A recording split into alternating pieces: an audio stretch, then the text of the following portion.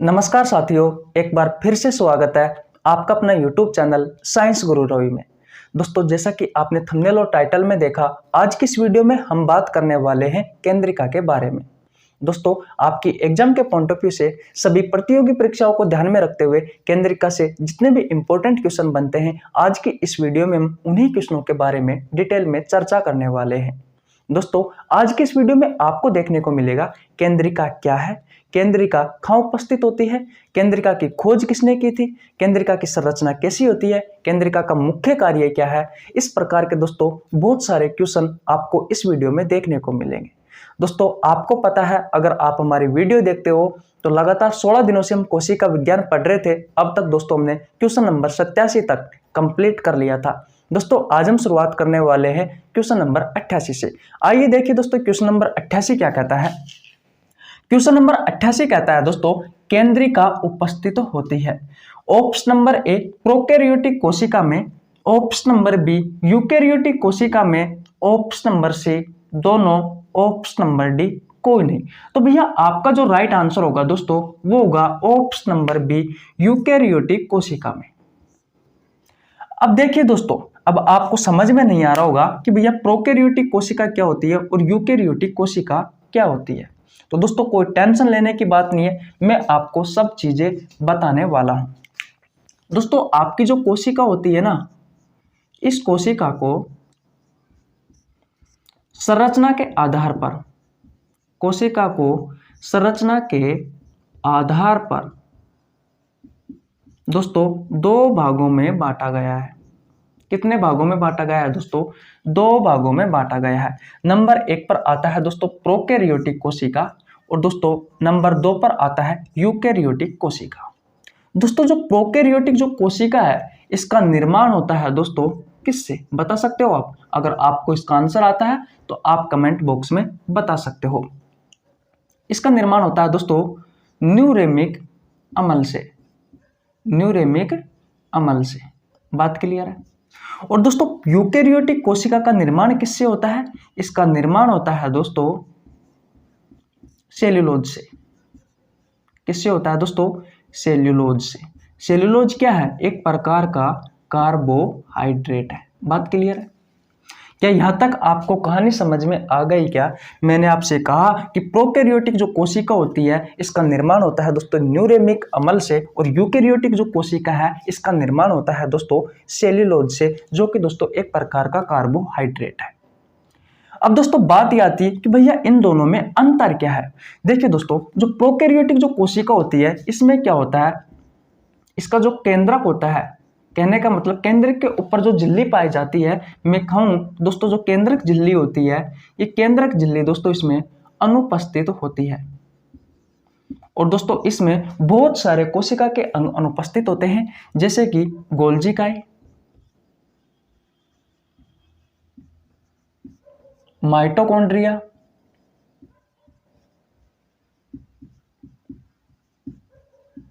Mitochondria, अंतःपर्दवी जालिका,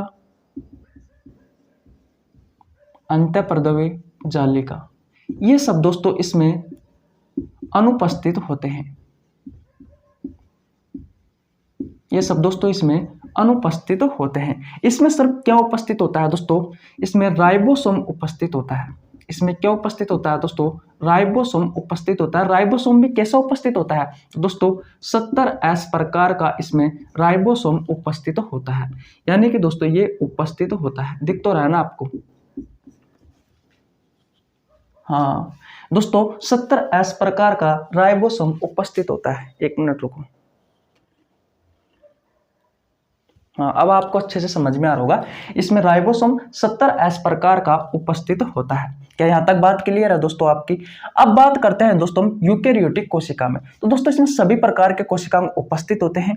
इसमें दोस्तों जो केंद्रक झिल्ली होती है, ये भी दोस्तों उपस्थित होती है। केंद्रक झिल्ली उपस्थित होती है। दोस्तों सबसे बड़ा अंतर की बात करूं दोस्तों मैं, तो यही अंतर है प्रोकैरियोटिक कोशिका में और यूकैरियोटिक कोशिका में। इसमें केंद्रक झिल्ली अनुपस्थित होती है इसमें दोस्तों बहुत सारे कोशिका के अंग जैसे कि गोल्जिकाएं, माइटोकॉन्ड्रिया, अंतःप्रद्रवी जालिका, ये सब अनुपस्थित होते हैं। इसमें दोस्तों ये सभी उपस्थित होते हैं, इसमें केंद्रक झिल्ली भी उपस्थित होती है। और दोस्तों साथ ही साथ में इसमें एक सबसे बड़ा अंतर ये भी है कि जो केंद्रिका होती है ये यूकेरियोटिक कोशिका में तो उपस्थित होती है, परंतु प्रोकैरियोटिक कोशिका में उपस्थित नहीं होती। तो दोस्तों आशा करता हूं ये क्वेश्चन भी आपको बहुत अच्छे से समझ में आ गया होगा। अब चलते हैं दोस्तों अगले क्वेश्चन की ओर। दोस्तों अब बात करने वाले हम क्वेश्चन नंबर 89 की। आइए देखिए दोस्तों क्वेश्चन नंबर 89 क्या कहता है। क्वेश्चन नंबर 89 कहता है कि भैया जो केंद्रिका है इस केंद्रिका की संरचना होती है। ऑप्शन नंबर ए अंडाकार, ऑप्शन नंबर बी गोलाकार, ऑप्शन नंबर सी दोनों, ऑप्शन नंबर डी कोई नहीं। तो भैया आपका जो राइट आंसर होगा वो होगा दोस्तों ऑप्शन नंबर सी दोनों। दोस्तों आपकी जो केंद्रिका है इस केंद्रिका की संरचना दोस्तों अंडाकार भी हो सकती है और दोस्तों गोलाकार भी हो सकती है। सबसे पहले दोस्तों हमें यह पता होना जरूरी है कि भैया जो केंद्रिका है ये केंद्रिका उपस्थित कहां होती है। देखिए दोस्तों जैसे कि मान लीजिए आपकी ये क्या है, कोशिका है, और दोस्तों कोशिका में केंद्रक उपस्थित होता है। ये क्या है दोस्तों, केंद्रक है। केंद्रक में दोस्तों ये क्या भरा हुआ है, ये दोस्तों केंद्रक द्रव भरा हुआ है, केंद्रक द्रव भरा हुआ है। दोस्तों इसी केंद्रक द्रव में छोटी सी गोलाकार संरचना पाई जाती है, उसे कहा जाता है दोस्तों केंद्रिका। ये संरचना दोस्तों अंडाकार भी हो सकती है, गोलाकार भी हो सकती है। दोस्तों मैंने क्या बताया, मान लीजिए ये आपकी क्या है, कोशिका है, ये वाली कोशिका में दोस्तों केंद्रक उपस्थित होता है, केंद्रक में केंद्रक द्रव उपस्थित होता है। इसी ही केंद्रक द्रव में दोस्तों एक छोटी सी संरचना पाई जाती है। वो संरचना अंडाकार भी हो सकती है, गोलाकार भी हो सकती है। वह संरचना क्या है, वह दोस्तों केंद्रिका है। वो क्या है, वो ही दोस्तों केंद्रिका है। तो दोस्तों आशा करता हूं छोटा सा क्वेश्चन आपको बहुत अच्छे से समझ में आ गया होगा। केंद्रिका से इतने अच्छे क्वेश्चन नहीं पूछे जाते, लेकिन फिर भी दोस्तों मेरा फर्ज है कि आपको हर छोटी से छोटी जानकारी उपलब्ध कराऊं। अगर दोस्तों आपको हमारी वीडियो अच्छी लगती है तो वीडियो को लाइक कर सकते हो, आपके छोटे भाई के लिए एक प्यारा सा कमेंट कर सकते हो, और अगर आप चाहते हो हमें तो दोस्तों हमारे चैनल को सब्सक्राइब कर सकते हो, बेल आइकन को प्रेस कर सकते हो, जिससे आपके पास हमारी वीडियो का टाइम टू टाइम नोटिफिकेशन पहुंच सके। दोस्तों ये मेहनत सिर्फ आपके लिए है और किसी के लिए नहीं यार, इतना साथ तो आप कर ही सकते हो। अब चलते हैं दोस्तों अगले क्वेश्चन की ओर। दोस्तों अब बात करते हैं क्वेश्चन नंबर 90 के बारे में। आइए देखिए दोस्तों क्वेश्चन नंबर 90 क्या कहता है। क्वेश्चन नंबर 90 कहता है कि केंद्रिका की खोज किसने की। ऑप्शन नंबर ए फोंटाना ने, option number B Robert Brown ने, ऑप्शन नंबर सी क्रेमर ने, ऑप्शन नंबर डी कोई नहीं। तो भैया आपका जो राइट आंसर होगा वो होगा दोस्तों ऑप्शन नंबर ए फोंटाना ने किसकी खोज की थी दोस्तों, केंद्रिका की खोज की थी। रॉबर्ट ब्राउन ने किसकी खोज की थी, तो भैया रॉबर्ट ब्राउन ने केंद्रक की खोज की थी।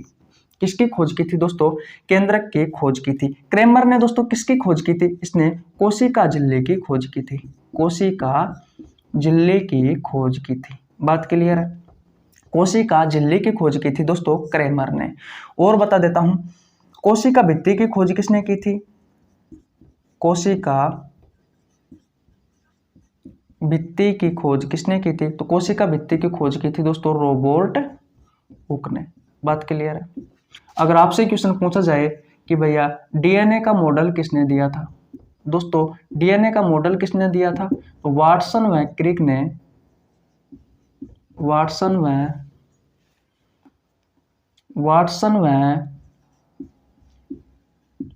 क्रिक ने दोस्तों डीएनए का मॉडल दिया था। बात क्लियर है। अगर आपसे क्वेश्चन पूछा जाए दोस्तों कि भैया आरएनए का मॉडल किसने दिया था, आरएनए का मॉडल किसने दिया था, दोस्तों आरएनए का मॉडल दिया था फ्रेडरिक मिसर ने। किसने दिया था दोस्तों, फ्रेडरिक मिसर ने दिया था। अगर आपसे पूछे दोस्तों कि भैया कोशिका सिद्धांत किसने दिया,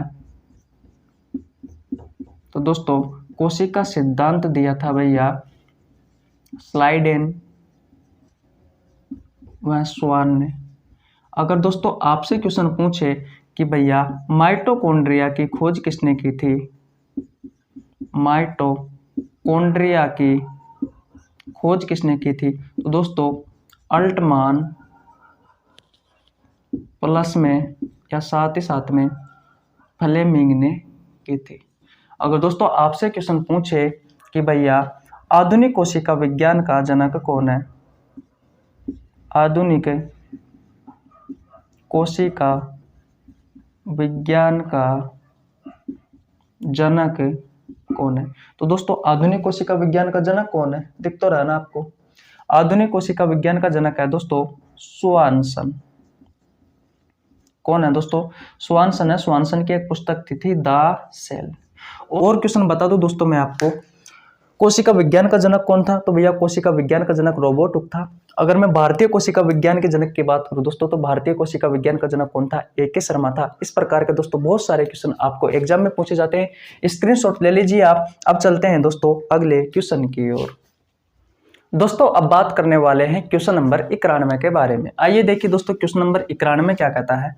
दोस्तों क्वेश्चन नंबर 91 कहता है केंद्रिका का कार्य है। ऑप्शन नंबर A RNA का निर्माण, ऑप्शन नंबर B समसूत्री विभाजन में सहायक, ऑप्शन नंबर C राइबोसोम का निर्माण, ऑप्शन नंबर D उपरोक्त सभी। तो भैया आपका जो राइट आंसर होगा वो होगा दोस्तों ऑप्शन नंबर D उपरोक्त सभी। देखिए दोस्तों आरएनए के निर्माण में सहायक होता है कौन दोस्तों? केंद्रिका। आरएनए दोस्तों किसका निर्माण करता है? प्रोटीन का। राइबोसोम भी दोस्तों किसका निर्माण करता है? दोस्तों ये दोनों प्रोटीन के निर्माण में सहायक होते हैं। आरएनए में भी कौन सा आरएनए प्रोटीन के निर्माण में सहायक होता है? तो भैया आरआरएनए। बात क्लियर है दोस्तों। समसूत्री विभाजन की बात करूं दोस्तों मैं, तो आपको पता होगा जो कोशिका विभाजन होता है, सबसे पहले बात ये आती है कि भैया कोशिका विभाजन क्या होता है। तो दोस्तों एक सेल होती है, ये सेल अपने आप को विभाजित करती है और दोस्तों अनेक सेलों में डिवाइड कर लेती है अपने आप को। दोस्तों यही प्रोसेस क्या कहलाती है? कोशिका विभाजन कहलाता है। बात क्लियर है दोस्तों। कोशिका विभाजन 3 रूपों में होता है, यानी कोशिका विभाजन 3 प्रकार का होता है। एक होता है दोस्तों असूत्री विभाजन, एक होता है दोस्तों समसूत्री विभाजन, और एक होता है दोस्तों अर्धसूत्री विभाजन। तो दोस्तों ये समसूत्री विभाजन में सहायक होता है कौन? केंद्रिका। बात क्लियर है। समसूत्री विभाजन दोस्तों कायक कोशिकाओं में होता है, कायक कोशिकाओं में होता है। ये दोस्तों अर्धसूत्री विभाजन प्रजनन कोशिकाओं में होता है, प्रजनन कोशिकाओं में होता है। आशा करता हूं दोस्तों ये सारी बातें आपको बहुत अच्छे से समझ में आ गई होगी। दोस्तों केंद्रिका का ये तीनों ही मुख्य कार्य, या आरएनए के निर्माण में भी सहायक होती है, समसूत्री विभाजन के में भी सहायक होती है, राइबोसोम के निर्माण में भी सहायक होती है। और दोस्तों तो आपका फाइनली राइट आंसर कौन सा हो जाएगा? ऑप्शन नंबर D उपरोक्त सभी। तो दोस्तों आशा करता हूँ ये वीडियो आपको बहुत अच्छे से समझ में आ गई होगी। अगर दोस्तों आपको हमारी वीडियो अच्छी लगी है तो चैनल को सब्सक्राइब कर देना, बेल आइकन को प्रेस कर लेना, जिससे आपके पास हमारी वीडियो का टाइम टू टाइम नोटिफिकेशन पहुंच सके। मिलते हैं किसी नेक्स्ट वीडियो में, तब तक के लिए जय हिंद, जय भारत।